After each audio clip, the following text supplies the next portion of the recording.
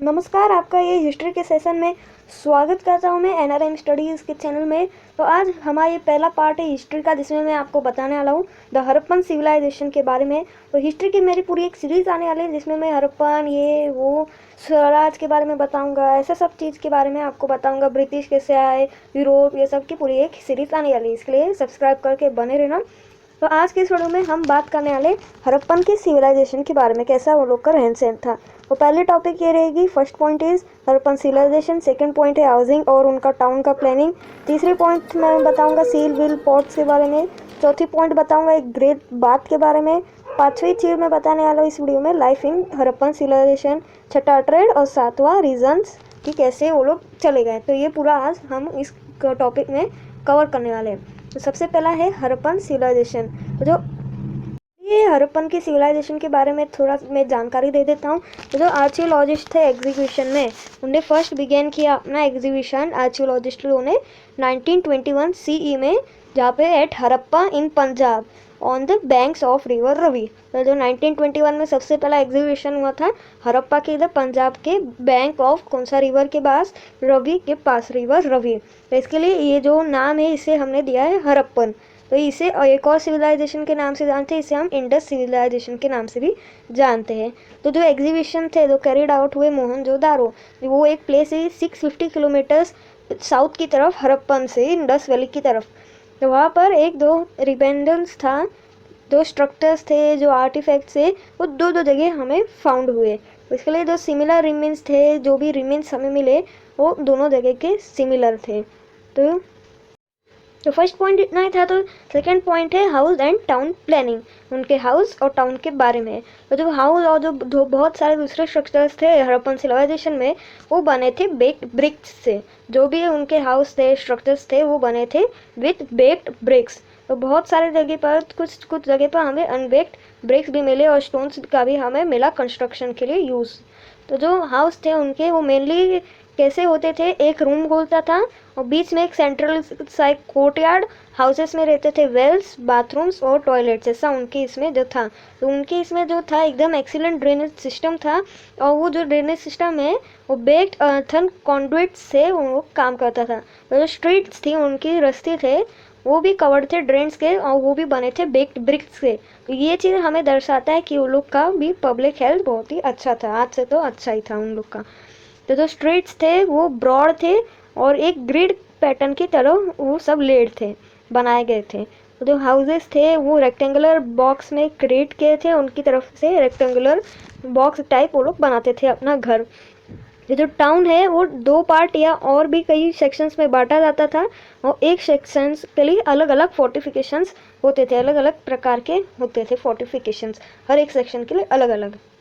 अभी तक अगर वीडियो देख रहे हो, लाइक नहीं किया, लाइक कर दो। और भी हिस्ट्री के सब चीज़ मैं बताने वाला हूँ आगे आगे चल के, और भी ज़्यादा डीप प्रोसेस में आपको बताने वाला हूँ। तो इसके लिए सब्सक्राइब करके नोटिफिकेशन बेल को ऑल कर दे, ताकि जो भी नई वीडियो बनाऊँ आपको जल्दी मिल जाए। तो जो सील्स एंड पोर्ट्स के बारे में अब हम बात करते हैं। तो जो सील्स और जो पोर्ट थे हड़प्पन सिविलाइजेशन के, वो एक स्क्वायर शेप में थे और एक स्टोन से बनते थे जिसका नाम था स्टीटाइट। एक स्टोन बनता था STEATIT, स्पेलिंग बता रहा हूँ, चाहिए तो लिख लीजिए। तो स्टीटाइट से वो लोग बनते थे। तो ये जो सील है उसमें बहुत सारे पिक्चर्स बनाते थे वो लोग, एनिमल्स के, ह्यूमंस के, और उसमें जो है वो पिक्चर्स इंक्लूड करते थे रियल एनिमल्स और थोड़ी बहुत इमेजिनरी एनिमल्स भी होते थे। रियल एनिमल्स जैसे कि bull, buffalo, oxen, elephant etcetera etcetera, और इमेजिनरी जैसे कि यूनिकॉर्न, एक हाथ, एक क्या बोलेंगे, हॉर्स जिसके पंख है, उड़ने वाला हॉर्स। तो ह्यूमन के भी जो फिगर्स है वो देखने मिलते थे। तो ये जो सील्स है यही वो लोग यूज़ करते थे स्टैम्प्स की तरह। हमें हड़प्पन के एग्जीबिशंस में बहुत सारे हमें अर्थन के पॉट्स भी देखने को मिले। तो वो किस प्रकार के थे, रेड टेराकोटा पॉट्स थे, उनके जो पैटर्न्स थे वो थे, और डिज़ाइन भी थी, और वो जो डिज़ाइन और पैटर्न थे वो ब्लैक कलर में होते थे। तो जो पैटर्न्स है वो कैसे कैसे होते थे, फिश के स्केल्स रहते थे, इंटरलॉकिंग सर्कल्स यानी एक दूसरे को लॉक करने वाले सर्कल रहते थे, पीपल की लीफ रहती थी, एक्सेट्रा एक्सेट्रा, ऐसे सब हमें उसमें पैटर्न्स और डिज़ाइन वो लोग बनाते थे पॉट्स पर। तो जो हड़प्पन के पीपल है वो जो बरीड करते थे, तो वो लोग भी बरीड करते थे डेड को, जो भी जैसे आज भी हम लोग बरीड करते, जला देते हैं, तो वो लोग भी करते थे। और वो लोग उसके साथ में अर्थन पॉट्स भी रख देते थे, जैसा जिसे रखना था वो लोग रखते थे। तो अर्थन पॉट्स भी हमें मिला है। कहते हैं द ग्रेट बाथ के बारे में। तो एक स्पेशियस बाथ एक हमने डिस्कवर किया है मोहनजोदड़ो में। तो ये जो बाथ है, ये जो टैंक है ग्रेट बाथ वाला, वो नियरली 2.5 मीटर्स डीप है और वो है 12 metre long and 7 metre wide है। ये बाथ ग्रेट बाथ है। तो ये भी बना हुआ है बिग बिग्स के साथ में और पूरा एकदम लाइन में है ताकि कुछ भी वाटर कहीं पर फैले ना।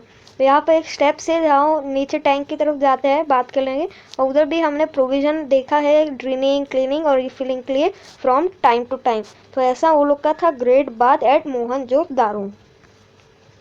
बात करते हैं लाइफ इन हड़प्पा सिविलाइजेशन। तो जो हड़प्पन के पीपल थे वो मोस्टली प्रैक्टिस करते थे एग्रीकल्चर, क्योंकि तभी एग्रीकल्चर ही हुआ करता था। तो जो एग्जीबिशंस जहाँ पे हुए खली बंगान जो प्रोवाइड करते हैं एविडेंस प्लग्ड फील्ड के। और जो पीपल थे उधर के वो बहुत सारे प्रकार के क्रॉप्स उगाते थे, जैसे कि वीट एंड बार्ली में हमें मिला है। तो राजस्थान में जो बार्ली है वो बहुत ही ज़्यादा स्केल में ग्रो करता है, जबकि गुजरात में रागी था। रागी बहुत सारा स्केल में ग्रो होता है। पी, सीसे, मसूर ये सब भी कल्टीवेट होता था। जो हड़प्पन के पीपल है वो भी फेमिलियर थे कॉटन में, वो लोग भी कॉटन को जानते थे।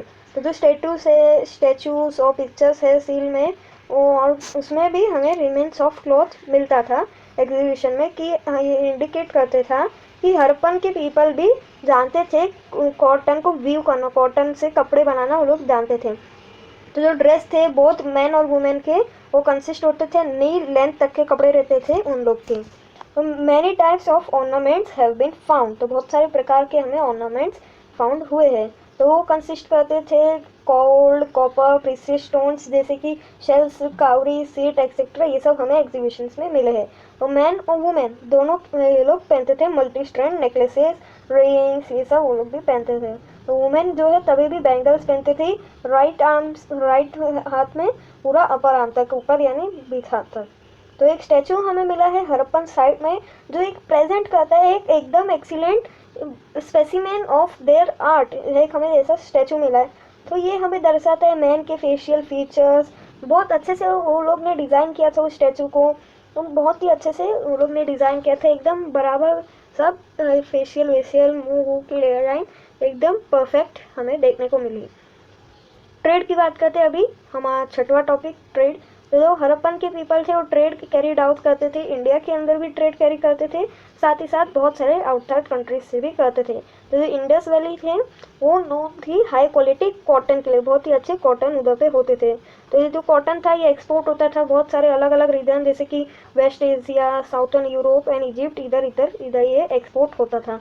तो कॉटन के क्लॉथ वो भी एक्सपोर्ट होते थे, जो यहाँ से कॉटन के क्लॉथ ऊन के एक्सपोर्ट करते थे वो भी एक्सपोर्ट होता था। तो जो ट्रेडर्स है जो हड़प्पन सिविलाइजेशन, वो भी मुस्लिम लोग को क्लॉथ प्रोवाइड करते थे इजिप्ट में। सिल्वर, जिंक, जेमस्टोन्स, रूबीज, डिओडट, वुड, ये सब जो प्रकार थे जो इंपोर्ट होते थे कश्मीर से। तो जो south Indian, Iran, Afghanistan and ऐसे ऐसे एक्सेट्रा, तो यहाँ पर भी होता था। तो जो ट्रेड है वो कैरीड होता था बोथ ऑन लैंड और सी रूट में भी, दोनों प्रकार से ट्रेड होता था। तो बहुत सारे एग्जीबिशन सेल मिले जो बियर करते थे शिप्स के पिक्चर, मतलब शिप्स के पिक्चर हमें उसमें देखने को मिलते थे बनाए हुए। तो एक ह्यूज डॉकयार्ड एक डिस्कवर किया है, ह्यूज डॉकयार्ड कहाँ पर डिस्कवर हुआ है, लोथल पर। तो जो ट्रेड है हड़प्पन सिविलाइजेशन का वो अरेबियन सी के कोस्ट लाइन पर भी एग्जिस्ट करता था वो लोग का ट्रेड। तो अब है हमारा last and final topic. Video अभी तक पसंद आया तो यार लाइक करो, जल्दी से सब्सक्राइब कर लो, ऐसे मैं बताया हूँ कितनी बार और भी वीडियोस आपको देखने को मिलने वाले हैं। तो सातवां टॉपिक है reason for decline of the Harappan civilisation, क्यों हड़प्पन सिविलाइजेशन को सब लोग छोड़ के चले गए। तो जैसे कि फ्रिक्वेंट बर्ड्स, दूसरे लोग आके ये लोग लड़ाई करके जगह ले लेते थे, बहुत सारे डिक्लाइन, ये लोग के ट्रेड खत्म हो गए, ये कुछ कुछ रीजन्स हमें देखने को मिले जो हड़प्पन सिविलाइजेशन का छोड़ के लोग चले गए। तो कुछ रीजन जैसे कि एरिड हो गए, और कुछ तो ये मानसून ही नहीं हुई इसकी वजह से, और बहुत सारा रिवर बेसिन ड्राई हो चुका था, earthquakes, changes in sea level, ये सब हमें चेंजेस देखने को मिल गए जिसकी वजह से लोग हड़प्पन सिविलाइजेशन छोड़ के चले गए। जो पीपल थे वो माइग्रेट हो गए अदर प्लेसेस, और इसकी वजह से डिक्लाइन है सिटी का वो हो गया। तो हड़प्पन सिविलाइजेशन बहुत ही अच्छा सिविलाइजेशन था और अर्बन सिविलाइजेशन था। तो it led the foundation of Indian civilisation, ये हमारा इंडियन सिविलाइजेशन को फाउंड किया। तो बस आज की इस वीडियो में इतना ही। वीडियो पसंद आई हो तो लाइक कर दो, शेयर कर दो। मैं वापस बता देता हूँ, ये Harappan civilisation, Vedic civilisation, religious in that time, Shivaji Maharaj, उनके पुत्र और भी सब चीज़ मैं बताने वाला हूँ आगे। सब चीज़ के लिए सब्सक्राइब करके नोटिफिकेशन बेल ऑन कर दो। देखो यार हिस्ट्री की पूरी वापस, बिकॉज हिस्ट्री बहुत कम नॉलेज है लोगों को और मैं चाहता हूँ सबको नॉलेज मिले। तो ये थी हमारी पहली सीरीज़ हिस्ट्री की, जिसमें मैंने बात किया हड़प्पन सिविलाइजेशन के बारे में। पसंद आई लाइक कर दो। और एंड स्क्रीन पर तो कुछ नहीं दे रहा हूँ, हिस्ट्री का ही दूंगा एंड स्क्रीन आप लोग को। तो बाय बाय।